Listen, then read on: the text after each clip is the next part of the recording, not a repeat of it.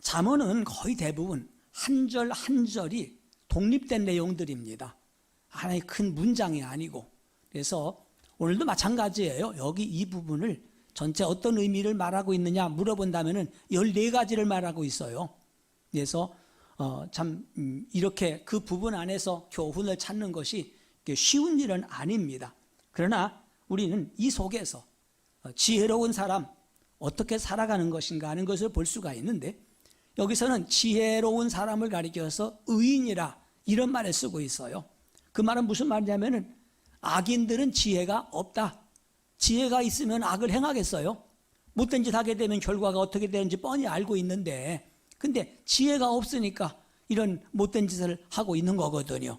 그래서 의인은 곧 지혜로운 사람, 지혜로운 사람이 의인이다, 이러한 의미로 이 말씀들을 주고 있어요. 그래서 오늘 말씀의 제목을 의인의 생각과 말과 행동입니다.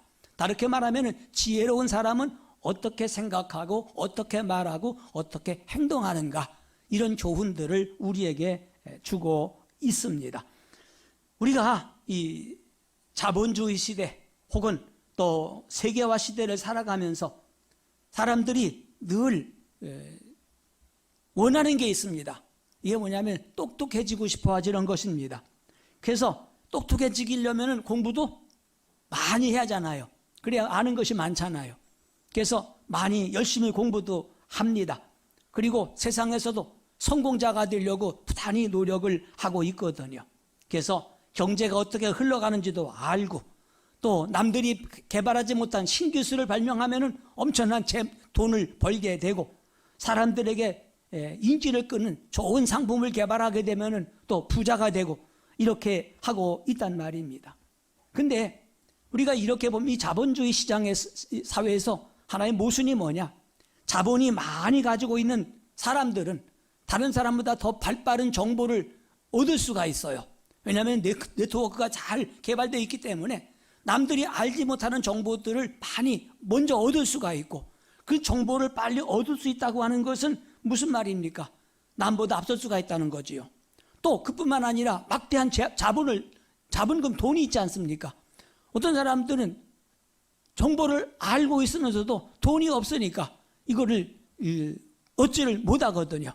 전 지금도 아쉽진 않지만은 좀 그런 때가 있었어요. 처음에 개척하기 때에 어디를 갔냐면 안산을 갔어요. 제가 그 아는 분이 거기 이제 있어서 안산을 갔는데, 그 안산이 한참 막 개발하던 그때였어요. 근데 그 안산을 개발하는 토지개발공사 안산 지사인가 뭐 거기에 소장을 어떻게 소개시켜 줬어요. 그래서 같이 거기 안산을 쭉 차를 타고서 다니면서 절 보고 그래요. 목사님, 여기 종교부지 하나 사면은 대박입니다. 떼돈 버니까 여기다가 교회를 못 하더라도 이거 사세요. 그래? 이거는 그냥 돈 주는 거래. 자기가 소장이기 때문에 충분히 줄 수가 있으니까 사라고 그래요. 샀을까 못 샀을까? 왜 웃어요? 샀으면 내가 여기 있겠어요. 안산에서 교회 했지요. 하도 오래돼가지고 얼마인지 기억나지 않는데, 근데 종교부지가 뭐 100평 이렇게 나오는 게 아니에요. 최소한 300평 내지 500평이 나와요. 그러면 300평, 500평, 평당 100만 원이라고 해도 얼마예요? 300평이면요. 3억이잖아요. 저 그때 300만 원이 있어서요. 계약금도 안 돼요. 계약금도. 그래서 실컷 구경하고, 야, 좋다, 그지? 이러고 그냥 돌아왔습니다. 어떤 사람은 그런 종교부지가 있는 걸 알지 못하기 때문에 못 사는 사람이 있고, 어떤 사람은 알지만 돈이 없으니까 못 산단 말이죠. 마찬가지입니다. 세상도 마찬가지죠. 그래서 개인들은 정보가 느려요. 다른 사람보다. 대기업보다. 또 재물이, 자본금이 적어요. 늘 뒤질 수밖에 없어요. 그러나 반면에 대기업들은 두 가지를 다 가지고 있으니까 점점 성장해 나갈 수밖에 없는 거거든요. 그런데 제가 좋아하는 구절이 있습니다. 잠언 16장 8절에 보면은 적은 소득이 공의를 겸하면 많은 소득이 불의를 겸한 것보다 나으니라. 무슨 말이냐면요, 못된 방법으로 큰 돈 벌려고 하지 마라. 그것은 복이 될 수가 없다고 말하는 거지요. 적게 벌어도 정직하게 벌고 떳떳이 벌면 이것이 바로 내게 큰 이익이 되고 하나님의 복이라고 이렇게 말하고 있습니다. 근데 사람들은 정직하게 땀 흘려 일해서 조금씩 벌어지는 거 여기다 만족을 하지 못해요. 떼돈 버는 방법이 없을까? 일확천금 하는 방법이 없을까? 이런 생각을 가져요. 그래서 로또 복권 사기도 하고 뭐 별 방법을 다 하지 않습니까? 그런데 우리가 기억할 거 있습니다. 어떤 사람이 성공했다 이렇게 해서 사람들에게 조명을 받아요. 관심을 끌어요. 근데 그 성공한 사람의 이면에는 그 사람 때문에 우는 사람들이, 그 사람 때문에 고통을 당한 사람들이 엄청나게 많이 있다고 하는 사실입니다. 그렇기 때문에 정당하고 떳떳하고 노력해서 성공하면 좋은데 그게 아닌 거야.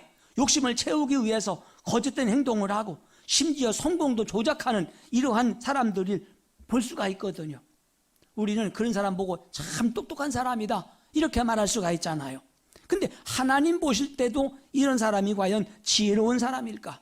세상에서는 돈 있고 힘을 가졌으나 그렇기 때문에 사람들은 그런 사람을 부러워하고 동경할지 모르겠습니다. 그러나 하나님의 생각은 어떨까요?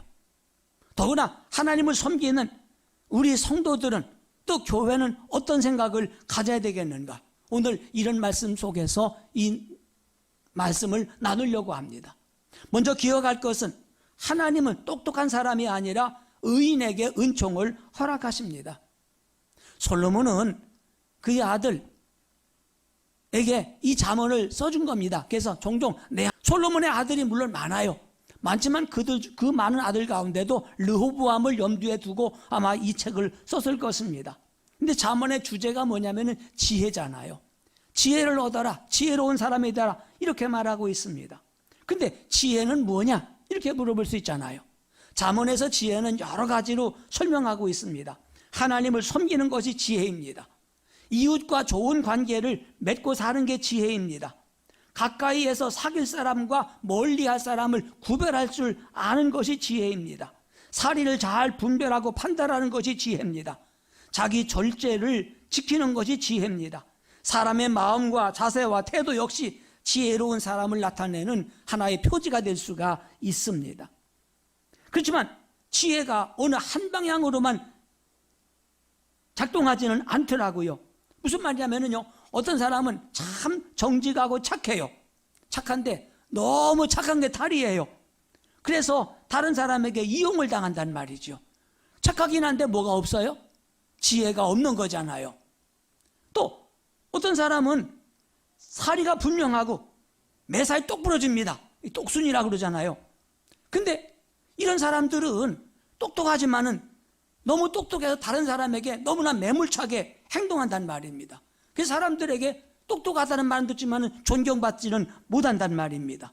어떤 사람은 사회적으로나 이웃과 관계에서 바르고 의롭게 살아갑니다. 정직하게 살아갑니다. 그런데 그렇지 못한 사람들을 정죄하고 판단하고 무시한단 말이죠.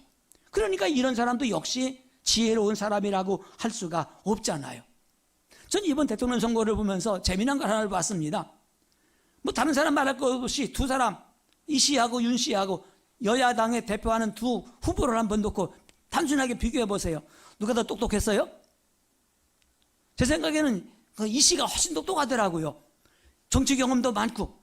그래서 오죽하면은 정치 초년병에게 나라를 맡기겠습니까?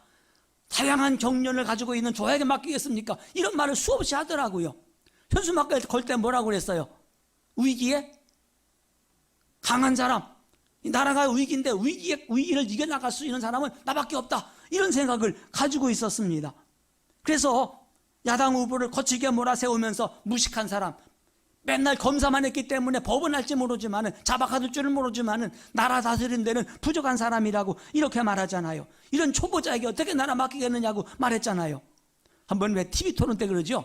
뜬금없이 물어보더라고요. 윤 후보님, 알리백이 뭔지 아십니까? 저도 몰랐어요. 알리백? 이게 뭔 말이야? R200이에요? R200이에요? 처음 들어보는 소리야. 근데 나만 뭐 처음 들은 게 아니라 이 윤 후보도 처음 들어보는 말이야. 그래서 물어봐. 근데 R200이 뭐예요? 그랬더니 어떻게 대통령 된 사람이 R200도 모릅니까? 이러고서 완전히 뭉개버리더라고요. 무시해버리더라고요. 물론 이 사람은 굉장히 똑똑한 사람이기 때문에 알고 있어요. 이게 무슨 말입니까? 알배기란 말은 재생에너지 100% 이런 얘기입니다. 그래서 여러 가지 화석 에너지를 쓰지 않아서 대기 오염을 막고 그죠? 이렇게 하자는 것이 이제 알200 운동이거든요. 아니면 알리100 운동이거든요. 근데 전혀 처음 들어본 소리거든. 그러니까 물어봤어요. 알리100이 뭡니까? 그랬더니 신나게 설명을 해요. 나중에 개인적인 자리에서 그러더라고요. 난 설마 윤 후보가 알리100도 모를 줄 몰랐다고 이렇게 말하더라고요. 근데 그 말을 들은 여론이 기사가 나오고 그러니까 댓글 나온 걸 보니까 뭐라고 하냐면은 잘났어. 거의 분위기가 이래요. 상대방을 너무 무식하다고 모른다고, 물론 모르는 게 잘하는 건 아닌데 모른다고 깔보고 얕잡고 이것은 아니지 않나요? 그죠? 토론할 때 자세하게 설명하면서 알리100 운동이 있는데 재생에너지 100% 쓰자고 하는 건데 대통령 후보께서는 이런 거에 대한 무슨 대책이 있습니까? 이렇게 물었다고 그러면 안 들을 거예요. 근데 나는 똑똑해서 알고 있는데 너는 모르지? 이렇게 하고 나니까 오히려 이것이 역효과가 나버리고 말았단 말입니다. 결국은 사람들은 똑똑한 사람을 원하지 않습니다. 오히려 조금 부족해도 남에게 배우려고 하는 사람들, 이런 사람을 원하고 있거든요. 어쩌면은 그 TV 토론에서 자기는 이것 때문에 대단한 사람이라고 이렇게 사람들에게 각인시켰다고 생각할지 모르지만은 오히려 국민 여론들 상당히 많은 사람들은 그것 때문에 그 사람의 이 표가, 인기도가 떨어져 버렸다는 이런 평가를 받더란 말입니다. 까닭에 우리는 많이 아는 똑똑한 사람보다는 조금 모자라도 열심히 배우려고 하는 사람이 더 귀하고 소중한 것입니다. 그럼 배운다는 게 뭡니까? 알리100을 배우는 게 아니에요. 그런 것이 아니고 삶의 자세입니다. 배움이라고 하는 것은 생각하는 능력이고 판단력입니다. 이를 알아도 선하게 판단하고 선하게 행동하면 하나님은 그 사람에게 은총을 내려주시거든요. 그래서 거기 2절에 뭐라고 그랬어요? 선인이 뭐예요? 착한 사람이죠. 선인은 여호와께 은총을 받아요. 악을 꾀하는 사람은 하나님이 정죄하신다고 이렇게 말씀하고 있습니다. 3절도 마찬가지. 사람이 악으로서 굳게 서지는 못합니다. 그러나 의인의 뿌리는 흔들리지 않아요. 움직이지 않는다고 이렇게 말하고 있지 않습니까? 사람이 아무리 똑똑해도 그 똑똑한 걸 가지고 악을 꾀하고 이렇게 하게 되면은 사람들로부터 손가락질 받습니다. 제대로 설 수가 없습니다. 그러나 바르게 살고 정직하게 살려고 하는 사람은 든든하게 서나갑니다. 왜? 하나님께서 의인에게 은총을 주시고 그의 삶을 든든하게 받쳐주시기 때문이지요. 둘째로 하나님은 정직한 사람을 어려움에서 도와줍니다. 우리가 지혜로운 사람이라고 할 때에 똑똑한 사람이라고 하잖아요. 그럼 똑똑한 사람을 우리가 뭐라고 하냐면은 IQ가 좋다 이렇게 말하지 않습니까? 그 사람 IQ가 대단한 사람이야. 근데 IQ가 좋으면 지혜로운 사람일까? 지혜로운 사람은 단순히 머리가 똑똑한 사람만 말하고 있는 건 아닙니다. 지혜로운 사람은 어느 것이 선하고 어느 것인지 악한지를 아는 것만 가지고는 안 돼요. 그걸 알았다면은 선을 택하고 선하게 행동해야 하는 사람이 지혜로운 사람이잖아요. 지혜로운 사람은 무엇이 의로운지 무엇이 의롭지 않은지를 아는 사람이 아니라 이걸 알기 때문에 의롭게 살아가는 사람이란 말입니다. 그래서 지혜는 생활 태도에서 나타납니다. 어질거나 모진 것이 어떤 것이 더 좋은지를 알고 있는데 알고 있는 걸로 그치는 건 지혜가 아닙니다. 그러면은 모질게 살지 말자, 어질게 살아야 되겠다 선택하는 것이 바로 지혜란 말입니다. 그래서 여기 4절에 말하기를 어진 여인은 그 지아비의 면류관이나 욕을 끼치는 여인은 그 지아비가 썩은 같게 하느니라. 여기 여자들에게 말하고 있습니다. 여자가 어진 여인이 되라. 모진 여인이 되지 말고 어진 여인이 된다고 그러면은 그 지아비에게 면류가 된다고 그랬어요. 근데 여인이 아내가 욕을 먹게 하면은 그 지아비는 남편은 뼈를 썩는 것 같은 고통을 느낀다고 이렇게 말하잖아요. 아시겠지만 이번 선거는 비호감 선거라고 이렇게 말하잖아요. 누가 더 잘하겠느냐가 아니라 누가 그래도 덜 욕먹느냐 아마 이런 생각을 했다는 겁니다. 그래서 막강한 여당과 야당 두 후보가 이렇게 호감을 갖지 못했지만 제일 힘든 것이 뭐냐면은 그 당사자보다는 그 부인들이었어요. 그렇죠? 이 후보자 부인, 또 윤 후보자 부인, 이제까지 선거를 하면서 후보자 부인 가지고 설왕설래하고 싸우고 한 일은 아마 제가 기억나기로는 처음 했던 것 같아요. 자, 결국은 무슨 문제가 생겼습니까? 나중에 이분들이 선거운동에 함께 나오지도 못하더라고요. 그렇죠? 유세하지 안 다녔습니다. 투표할 때도 부부가 나란히 가서 투표한 사람은 심상정 씨밖에 없어요. 나머지 원래 그 두 분은 따로따로 가서 몰래 가서 투표하고 왔습니다. 결국은 그들의 행위가 모르겠어요. 나중에 그들이 정말 떠드는 이야기나 서로 헛되는 이야기들이 사실인지 아닌지는 법적으로 가려지겠지, 나중에 알려지겠지요. 그러나 지금 얘기하고 있는 것으로서는 그 상대방 남편에게 덕을 끼친 사람들이 아니라 남편의 뼈를 썩게 해주는 이런 삶을 살았다고 말할 수밖에 없습니다. 그렇습니다. 여자가 어질게 행동하면 남편이 사람들로부터 사회에서 존경을 받습니다. 높임을 받습니다. 그러나 여인이 모질거나 어리석으면 남편을 욕되게 하고 남편의 뼈까지 썩게 만들잖아요. 잠언 맨 마지막 31장에 현숙한 여인이란 말이 나오지 않습니까? 현숙한 여인, 그 현숙한 여인 때문에 남편은 성문에 서게 될 거라고 그랬어요. 높은 자리에 올라설 거라고 그랬습니다. 그러면서 그 남편이 아내에게 고맙다고 오히려 살해할 것이라고 말하면서 많은 사람이 있지만 당신 같은 사람은 없다고 칭찬할 거라는 이런 이야기를 하고 있습니다. 특별히 5절에 보니까 의인과 악인을 분명하게 대조해 보이고 있어요. 뭐라고 그랬죠? 의인의 생각은 정직해도 악인의 도모는 속임이니라. 의인은 정직하게 생각합니다. 그런데 악인은 자기 목적 달성을 위해서 여러 가지 속임수를 만들어 낸단 말입니다. 내가 거짓말하고 내가 속였기 때문에 다른 사람들이 얼마나 고통을 당하고 피해당할까 이런 생각은 하지 않습니다. 오히려 내가 이익이 돌아온다면 다른 사람 손해보는 것 상관없다고 생각합니다. 그런데 의인은 정직하게 생각하고 정직하게 말하고 정직하게 행동하는 사람입니다. 6절에서 말하고 있는 것처럼 악인의 말은 사람을 엿보아 피 흘리자 하는 거지만 정직한 자의 입은 사람을 구원하느니라 이렇게 말하고 있잖아요. 정직한 사람이 하는 말 한마디 한마디가 사람들을 기쁘게 할 뿐만 아니라 그 사람을 구원할 수가 있다고 그랬어요. 여기서 말하는 구원은 죄에서 구원받는 전도하는 것도 될 수가 있겠지만 그 상대방이 어려움에 처했을 때에 그 어려운 문제를 헤어날 수 있도록 도와준다는 의미도 가지고 있는 것입니다. 정직한 사람이 하는 정직한 말 한마디가 고통당하고 있는 사람을 고통의 늪에서 빠져나올 수 있는 진실한 충고를 해줄 수가 있기 때문에 그렇습니다. 그러나 반대로 속임수를 쓰고 정직과 담을 쌓고 사는 악인은 결국 엎드러지고 코가 깨지고 만다고 그랬잖아요. 그러나 의인의 집은 든든히 선다고 그랬어요. 그러면 그럴 겁니다. 코 깨진다는 말은 없는데요. 7절에 뭐라고 그랬습니까? 악인은 엎드러져 소멸되리니. 소멸되는 게 뭐예요? 엎드러져서 코가 깨지는 거예요. 다 없어진다는 말이거든요. 그래서 악인은 엎드러져서 소멸됩니다.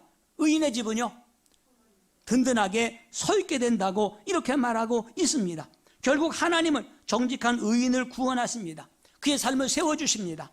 지혜는 선택의 기로에 있을 때에 지금 좀 손해본다 할지라도 하나님이 좋아하시는 것이 뭐냐? 이걸 택하는 것입니다. 하나님의 좋아하시는 의를 택하는 것이 지혜로운 삶이라고 말할 수가 있지요. 하나 더 말씀드릴게요. 하나님은 자신에게 맡겨진 일에 성실하게 살아가는 지혜의 사람을 칭찬하십니다. 세상에 아무리 어지럽고 혼란스러워도 어딘가는 지혜로운 사람이 존재하고 있습니다. 세상에 아무리 썩었다 하더라도 아무리 거짓이 난무해도 지혜를 가진 사람을 찾아볼 수가 있습니다. 요즘처럼 세월이 아무리 어수선해도 어딘가는 세월을 바로잡아 보려고 노력하는 사람이 있습니다. 그냥 세월 따라 살아가고 시대를 탓하면서 악한 사람을 따라가는 생각 없이 살아가는 사람도 없지 않아 있지만은 강물을 거스르는 물고기처럼 흥탕물을 정화시켜 보려고 노력하는 사람이 분명히 있다는 사실이에요.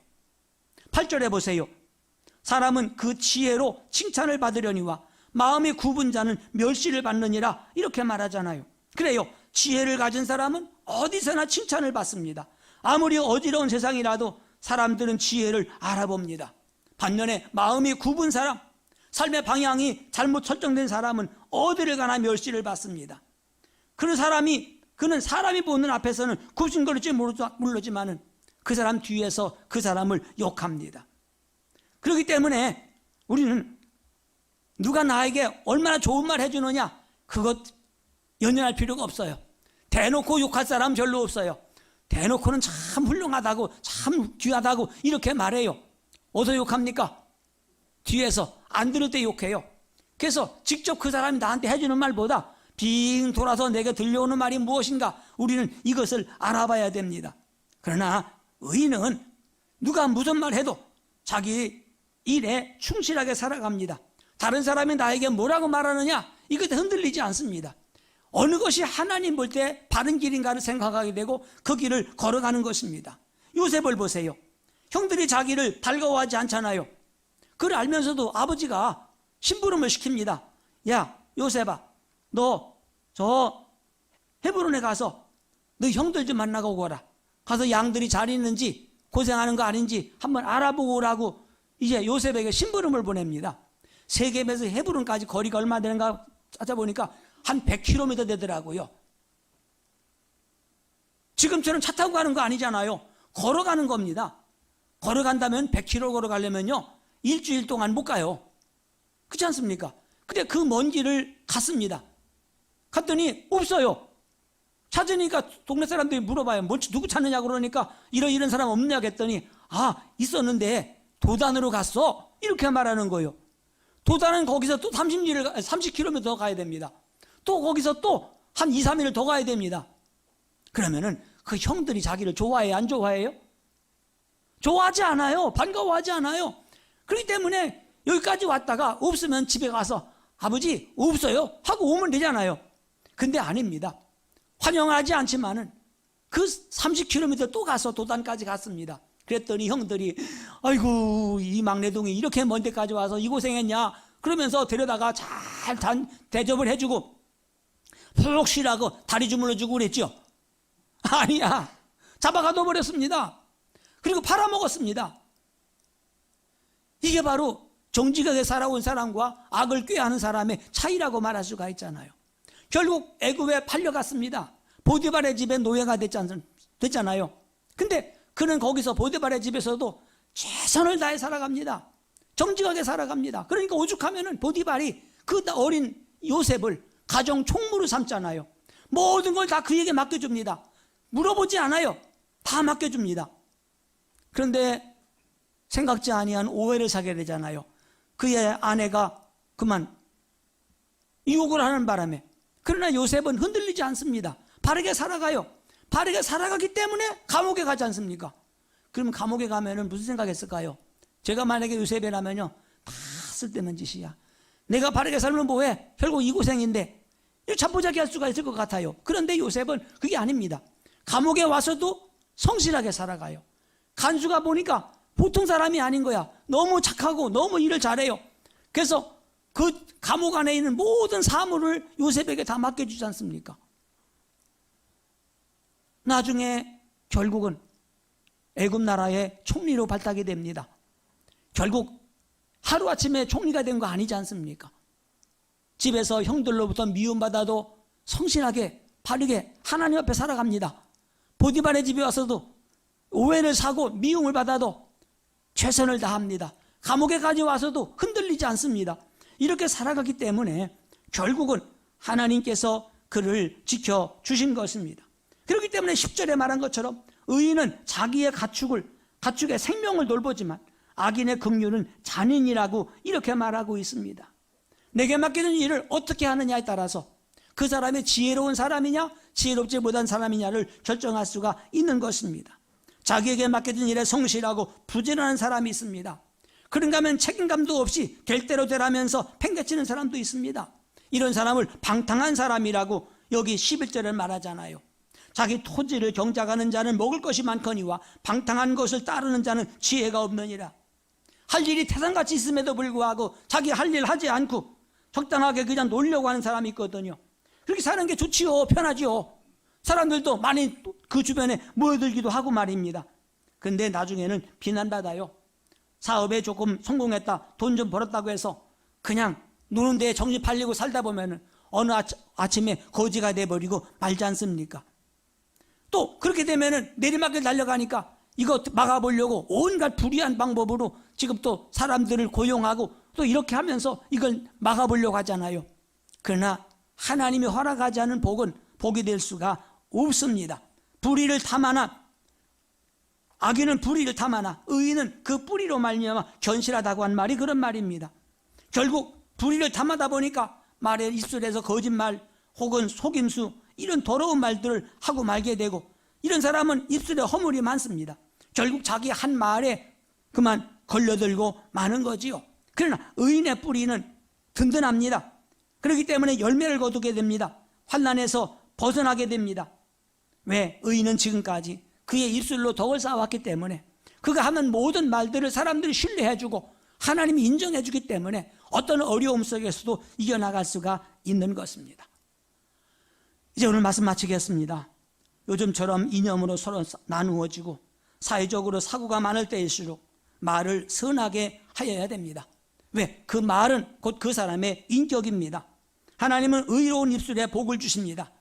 우리가 말하고 행동하는 거 하나님은 하나하나 다 보고 계시고 그의 말, 그의 행동 하나하나에 상당한 복을 주십니다. 비록 지금은 느끼지 못해도 하나님은 반드시 뿌린 대로 거두게 하십니다. 그렇기 때문에 사람은 입의 열매로 말미암아 복록에 족하며 그 손이 행하는 대로 자기가 받느니라고 말씀하고 있습니다. 기억하시기 바랍니다. 하나님은 똑똑한 사람을 찾지 않습니다. 정직한 사람을 찾습니다. 하나님은 잔머리 굴린 사람 찾지 않습니다. 하나님은 겸손하게 하나님을 의지하고 지혜롭게 살아가는 사람을 찾고 계신 것입니다. 이런 사람이 하나님 앞에서 든든히 서나갈 수가 있는 것입니다. 기도하겠습니다. 고마우신 하나님 아버지, 세상이 온갖 방법으로 사람들은 미혹하고 있습니다. 온갖 권모술수가 난무하고 또 세상에 온갖 악이 횡행하는 세상을 살고 있습니다. 그러나 세상이 아무리 어지럽다 할지라도 우리가 그런 어려운 세상에 휩쓸리지 않게 도와주시고 하나님을 섬기는 사람으로서 지혜로운 삶을 살아갈 수 있도록 도와주시옵소서.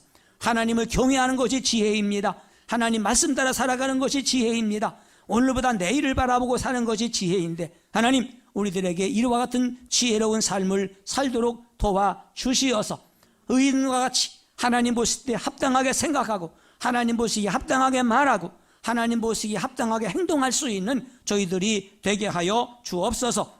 예수님의 이름으로 기도드립니다. 아멘.